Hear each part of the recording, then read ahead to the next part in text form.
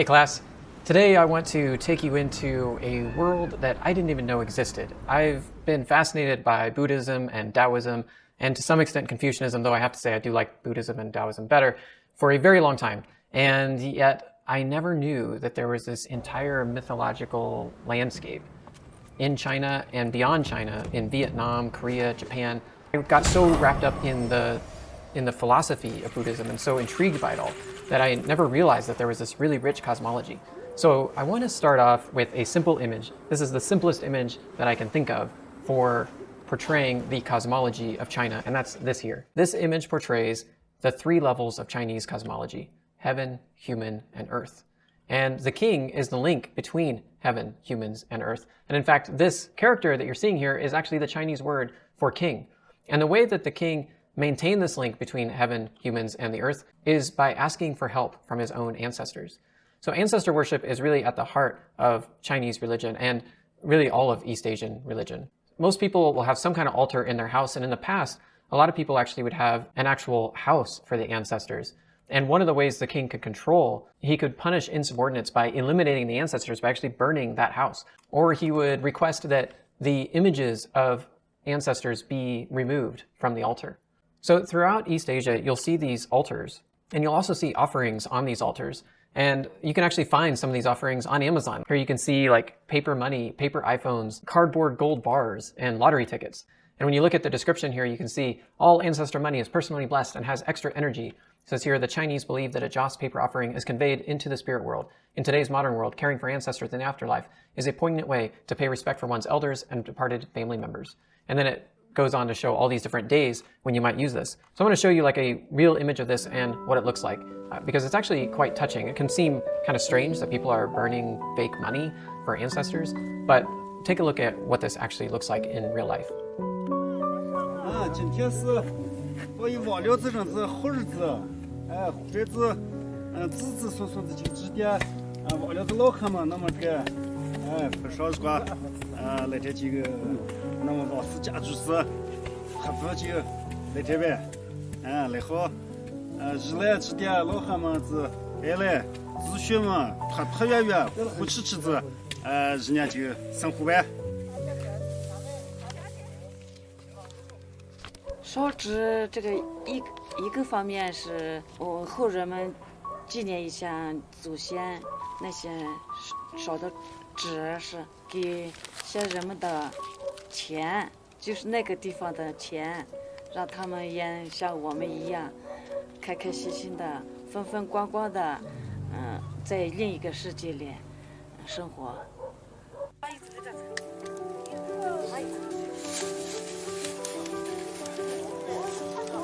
一个人都不让。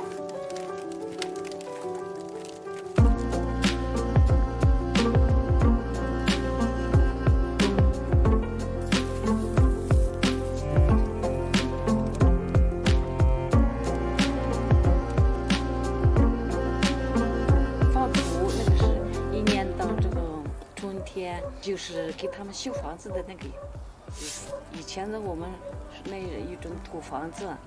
我们把那个土放在那个坟上，是给他们修房子，不要漏雨呀，是那样，让他们暖和一些。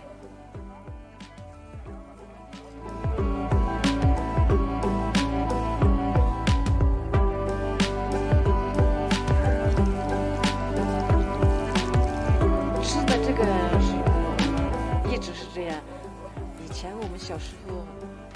好的东西很少，要是吃好吃的，就给先人们，就献一点，让我们的祖先们也、先人们也吃上这个东西了，是这样。现在吃的东西多了，样子也多，口味也多，就给祖先们也。I think that is so beautiful, and I think to some extent it's something that is missing in Western society. I think. Some connection to the ancestors would be humbling and would help us feel more connected. There are three really important elements of this ancestor worship that I want to point out. One is this idea of family karma. It's this idea that each individual's behavior has a direct effect on the entire family, including lives not yet lived, children and grandchildren, as well as the afterlife of the ancestors. Good deeds can earn merit for ancestors, and gifts can be sent from this world to the afterworld, and vice versa. The second idea is that past and present exist simultaneously. It's kind of a Jeremy Bearimy. What?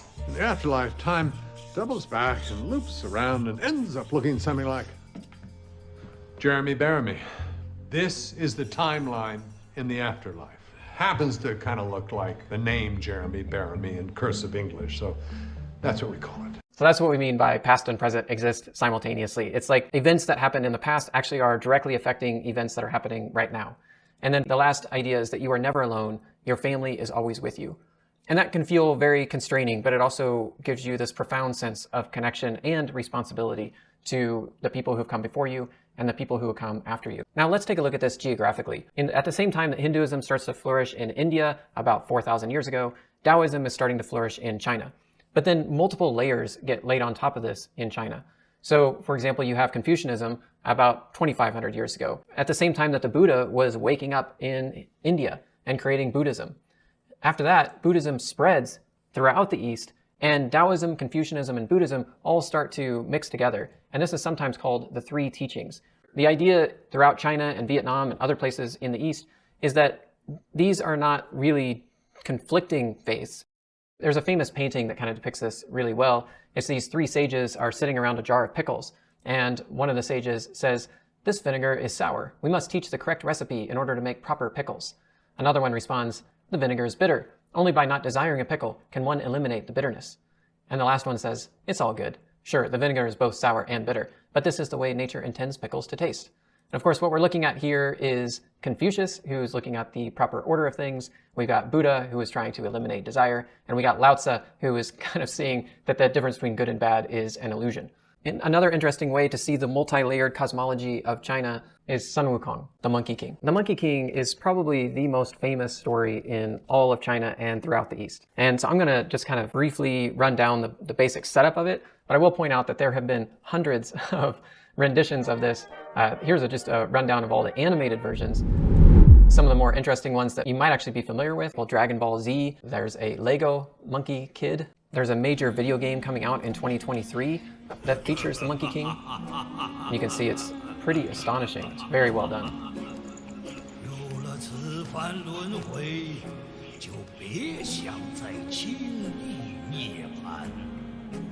So there you see the 6 realms, referring to the 6 realms that we talked about in Buddhism last week.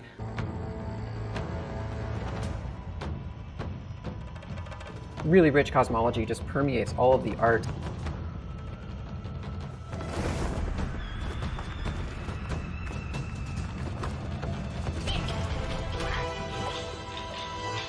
There's also major movies.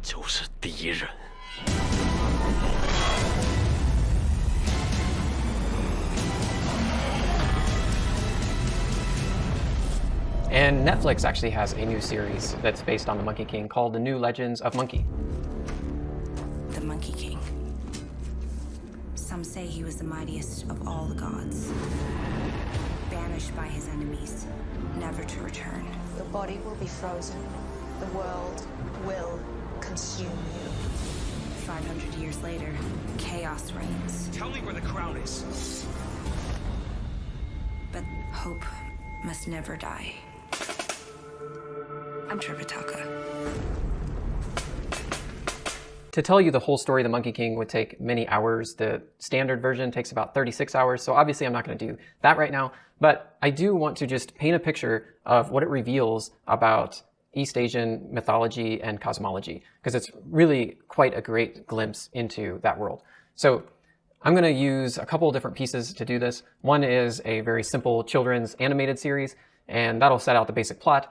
The other one is probably the most famous version of Monkey. It's called Magic Monkey. It's a Japanese series that's been overdubbed with English, made back in the 70s. It's just got such a cool style and kind of captures the irreverence of the story. And that's a really important piece of this. So here we go. We're just going to hang out here for a while and watch the Monkey King.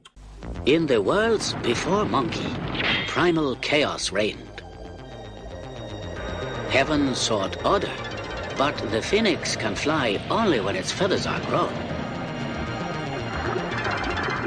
The 4 worlds formed again and yet again, as endless eons wheeled and passed. time, and the pure essences of heaven, the moisture of the earth, the powers of the sun and the moon, all worked upon a certain rock old as creation. And it became magically fertile. That first egg was named Thought. Tathagata Buddha, the father Buddha, said, "With our thoughts, we make the world." Elemental forces caused the egg to hatch. From it then came a stone monkey. The nature of monkey was irrepressible.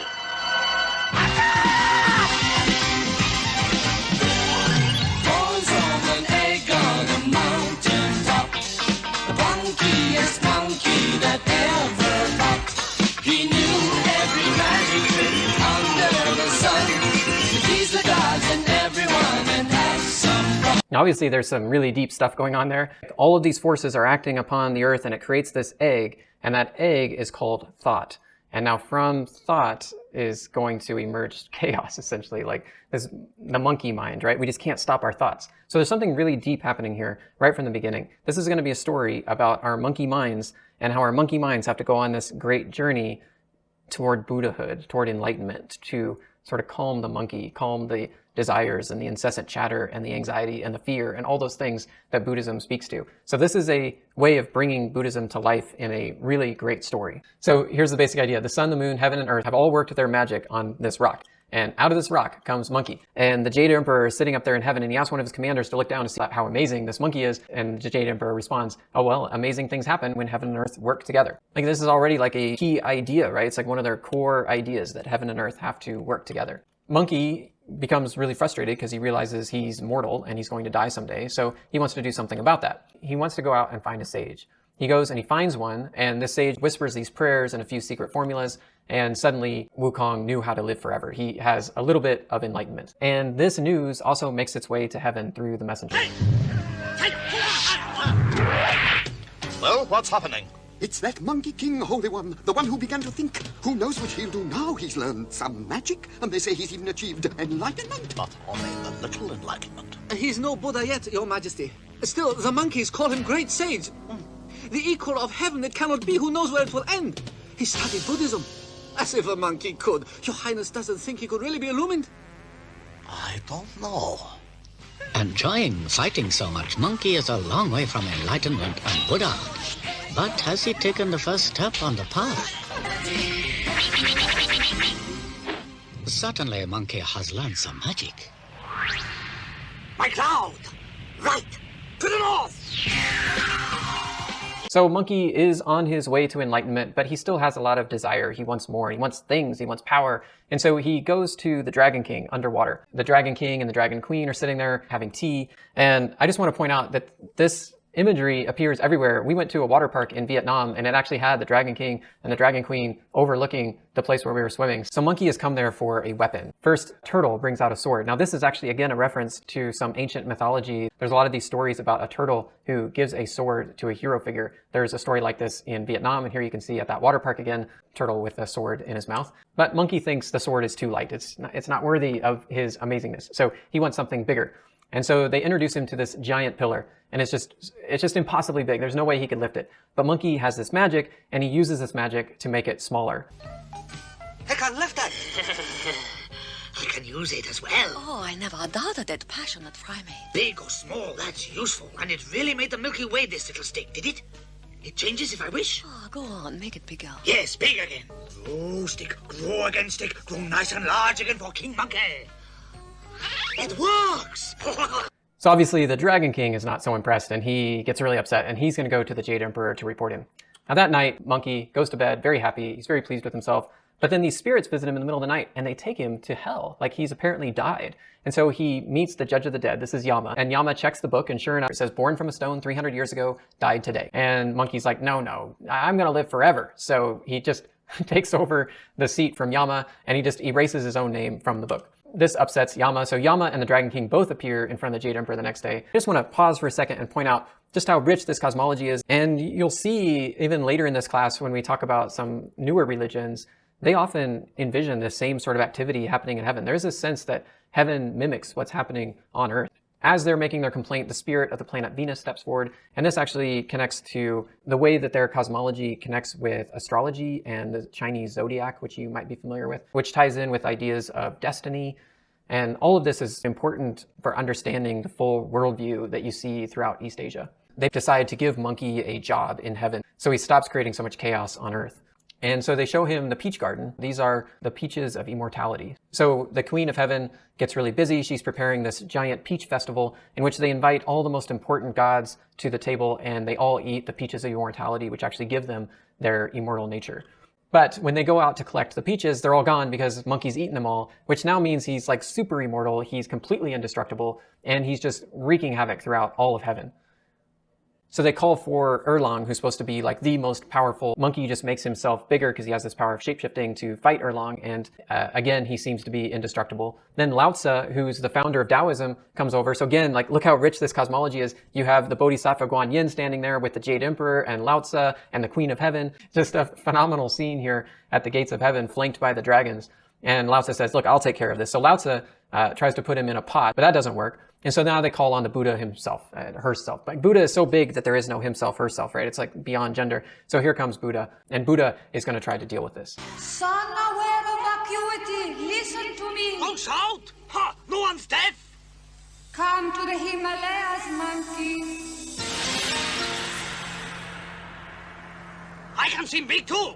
Do you know me? Everything is within this, and this is within everything.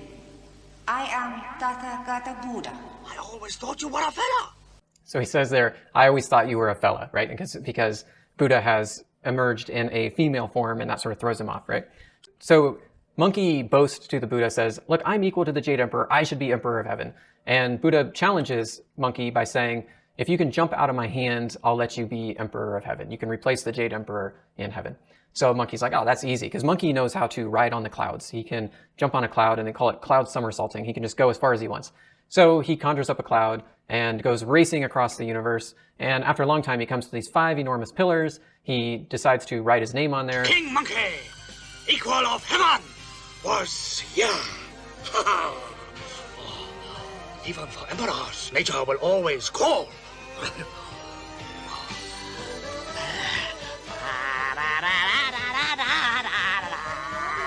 This was not in the animated version, by the way, but it actually is in the original book here, so I thought I would include it.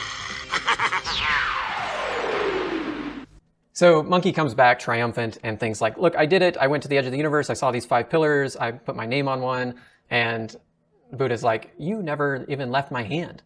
And he turns around and he sees he'd only like flown across the hand, because Buddha is essentially everywhere. So Monkey now has to be punished. He's placed underneath a mountain, and Buddha puts some special magic on the mountain so he can't get out. So he's immortal, but he's trapped, and we're really just getting started. That gets us through the introduction, essentially, of this book. The world falls into chaos. Buddha is sitting there at Thunderclap Monastery, and he says, look, we have these true scriptures. We have to get them out to the people. Can somebody go find a worthy monk to do this? That then becomes the story. It's the story of how this worthy monk, Tripitaka, is destined to go on this journey to India and get those scriptures. And he travels with all these rejects from heaven, including the Monkey King, who is his primary protector and guardian on this long journey. This actually refers to a real person. Tripitaka was a real person living in the 600s who felt discouraged by the lack of good Buddhist text in China. And so he set out on this 15-year journey, a real 15-year journey, to go get the scriptures from India. Some of these texts become the core of Mahayana Buddhism, the great vehicle. And this is a key moment of separation between the type of Buddhism that we see in China and Vietnam versus what we saw in Thailand.